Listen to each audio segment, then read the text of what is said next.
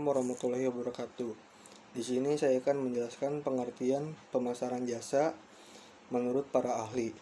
Menurut Lupio Adi tahun 2006, pemasaran jasa adalah setiap tindakan yang ditawarkan oleh salah satu pihak kepada pihak lain yang secara prinsip intangible dan tidak menyebabkan perpindahan kepemilikan apapun. Yang selanjutnya, tujuan pemasaran jasa. Yang pertama, commercial service. Commercial service adalah suatu jasa yang memiliki tujuan dalam memperoleh keuntungan atau laba. Contohnya seperti hotel, bioskop, bank, dan bisnis penyewaan mobil. Yang kedua, non-profit service. Berbanding terbalik dengan commercial service. Non-profit service adalah jasa yang memiliki tujuan demi kepentingan sosial. Contohnya seperti panti asuhan dan juga museum.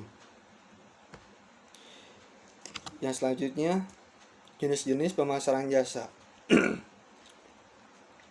Yang pertama, berdasarkan segmen pasar. Jenis ini terbagi menjadi dua, yaitu pertama, jasa kepada konsumen, yakni layanan yang diberikan kepada konsumen atau pengguna jasa secara langsung dan personal, misalnya jasa cleaning, tadi yang ditunjukkan untuk perorangan. Yang kedua, jasa kepada organisasi atau perusahaan, sehingga penyedia jasa bisa memberikan layanannya kepada perusahaan atau organisasi, misalnya jasa akuntansi dan perpajakan. Yang selanjutnya, berdasarkan tingkat perwujudan. Jenis ini terbagi lagi menjadi beberapa jenis. Yang pertama, jasa penyewaan atau rental, seperti penyedia jasa menyewakan suatu barang, misalnya menyewakan DVD, perlengkapan bayi, dan lain-lain.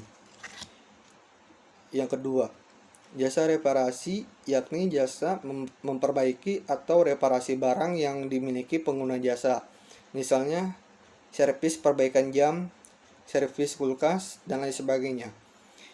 Yang ketiga, jasa personal, yakni penyedia jasa menawarkan layanan personal seperti jasa supir pribadi, jasa pengasuh bayi, dan lain sebagainya. Yang ketiga, berdasarkan keterampilan penyedia jasa. Jenis ini terbagi menjadi dua jenis. Yang pertama, jasa profesional, di mana penyedia jasa sudah memiliki legalitas maupun sertifikat. Misalnya jasa akuntansi dan perpajakan yang tidak bisa dilakukan oleh semua orang. Yang kedua, jasa non-profesional, yakni jasa yang tidak memerlukan legalitas dan sertifikat tertentu. Misalnya jasa petugas keamanan atau security. Yang selanjutnya, strategi dalam pemasaran jasa. Secara umum, strategi dalam pemasaran jasa layanan ini antara lain: 1. Berpusat pada pelanggan dan karyawan. Strategi pertama dalam memasarkan suatu layanan atau jasa adalah perusahaan atau penyedia jasa berpusat pada pelanggan dan karyawan. Jadi, penyedia jasa tidak bisa hanya berpusat pada pelanggan atau sebaliknya. Harus pada keduanya dan seimbang. Kualitas jasa ditentukan oleh karyawan dan memberikan jasa kepada perusahaan. Jika karyawan ini tidak diberi perhatian, maka bisa mengajukan resign. Namun tidak bisa juga mengabaikan karakter pelanggan, di mana jasa yang disediakan harus mampu memberikan kepuasan kepada pelanggan tadi. Jika belum, maka harus dikembangkan. Yang kedua, mengelola diferensiasi jasa. Penyedia jasa bisa menemukan kompetitor, maka dalam strategis pemasaran jasa perlu melakukan diferensiasi jasa, yakni memiliki ciri khas yang membuatnya berbeda dengan penyedia jasa serupa. Hal ini perlu terus dilakukan karena inovasi yang dilakukan dijamin akan terus diikuti kompetitor. Yang ketiga, mengelola kualitas jasa yang disediakan. Strategi berikutnya adalah mengelola kualitas jasa yang disediakan supaya kualitasnya konsisten dan terus meningkat.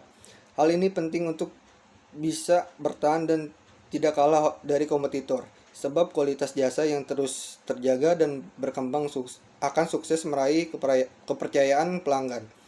Yang keempat, mengelola produktivitas jasa. Maksudnya adalah terus meningkatkan produktivitas.